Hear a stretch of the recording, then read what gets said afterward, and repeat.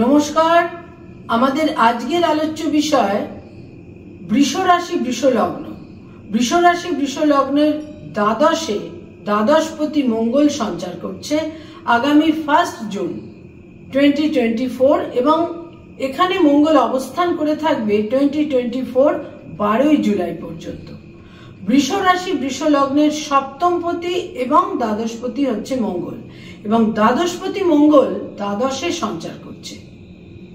এখানে বিশেষভাবে যেটা লক্ষণীয় দিক তা হচ্ছে এই যে 1 জুন থেকে 12 জুলাই এই সময়কালে বৃষ রাশি বৃষ লগ্নের জাতক জাতিকাদের বিশেষভাবে দূরযাত্রা এবং বিদেশ যাত্রার সম্ভাবনা থাকছে এবং এই মঙ্গলের দৃষ্টি থাকছে যেটা বৃষ রাশি বৃষ লগ্নের জন্য যেটা 3rd হাউস, সেখানে মঙ্গলের দৃষ্টি থাকছে।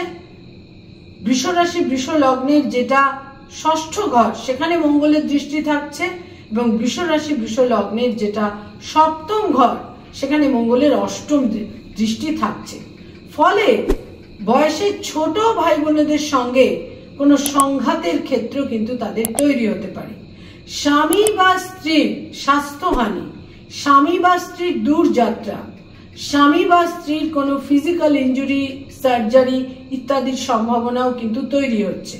যারা ব্যবসা বাণিজ্য করেন সেখানে কিন্তু কোনো অর্থ নষ্টের ক্ষেত্র তৈরি হতে পারে। মঙ্গল বিদেশ যাত্রার ক্ষেত্রে তাদের বিশেষ কিন্তু শুভ ফল এনে দেবে। কোনো প্রভাবশালী ব্যক্তিত্বের সঙ্গে যোগাযোগ এবং সেই যোগাযোগ পরবর্তী সময়ে তাদের ভাগ্যোন্নতির ক্ষেত্রে কিন্তু বিশেষ সহায়ক হবে।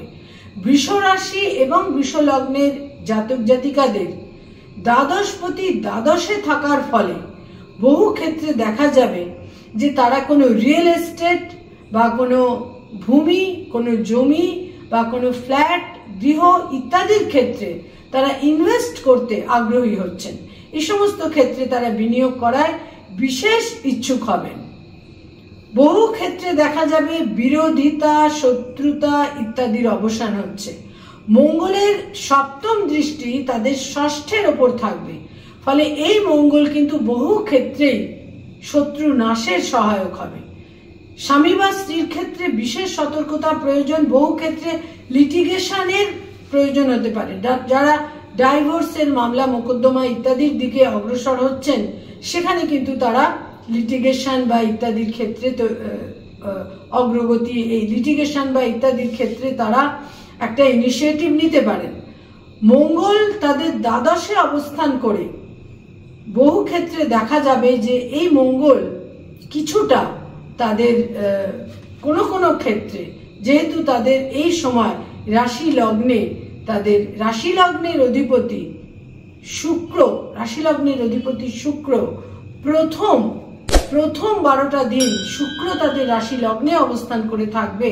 ফলে এই সময়কালে এই যে সমস্ত বললাম আমি রিয়েল এস্টেটের ক্ষেত্রে যে বিনিয়োগের জায়গাটা থাকছে, এই জায়গাটাও কিন্তু অত্যন্ত সাকসেসফুল হতে চলেছে।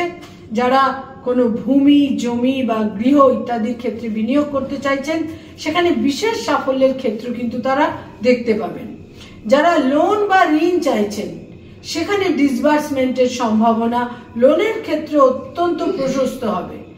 দ্বাদশে মঙ্গল অবস্থান করে তাদের কিন্তু কোনো ধর্মীয় স্থানে ভ্রমণ, কোনো দূর ভ্রমণ ইত্যাদির সম্ভাবনাও কিন্তু তৈরি করে দেবে। মঙ্গল এখানে অত্যন্ত জোরালো থাকছে। কোনো ফিজিক্যাল প্যাশন, তাদের কোনো ফিজিক্যাল প্যাশনের কারণে বিশেষ কোনো সম্পর্কের সঙ্গে যুক্ত হওয়া বা কোনো বিশেষ সম্পর্ক থেকে বিচ্যুত হওয়ার প্রবল সম্ভাবনা কিন্তু থাকছে। মঙ্গলের দৃষ্টি যেহেতু তাদের যেটা 3য় ঘর সেখানে থাকছে, তাদের যেটা 6ষ্ঠ ঘর সেখানে থাকছে এবং তাদের অবশ্যই 7মে থাকছে। এর ফলে কিন্তু ব্যবসা বাণিজ্যে বিনিয়োগের ক্ষেত্রে বিশেষ সতর্কতা প্রয়োজন।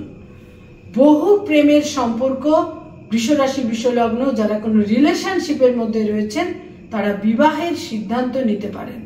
বিশেষ সতর্ক থাকতে হবে, কারণ মঙ্গল কিন্তু বৃষ রাশি বৃষ লগ্নকে ডমিনেট করবে। মঙ্গল অত্যন্ত শক্তিশালী আর বৃষ রাশি বৃষ লগ্নের যে শুক্র, সে কিন্তু অনেক মাইল্ড, সে কিন্তু অনেক পোলাইট। এই মঙ্গল কিন্তু বিশেষভাবে চেষ্টা করবে তাদের দ্বাদশে সঞ্চার করে বৃষ রাশি বৃষ লগ্নের জাতক জাতিকাদের ডমিনেট করতে, অর্থাৎ বিপরীত লিঙ্গের ব্যক্তির মাধ্যমে ডমিনেটেড হওয়ার প্রবল সম্ভাবনা কিন্তু তাদের থাকছে। বিশেষ সতর্কতা প্রয়োজন। নমস্কার।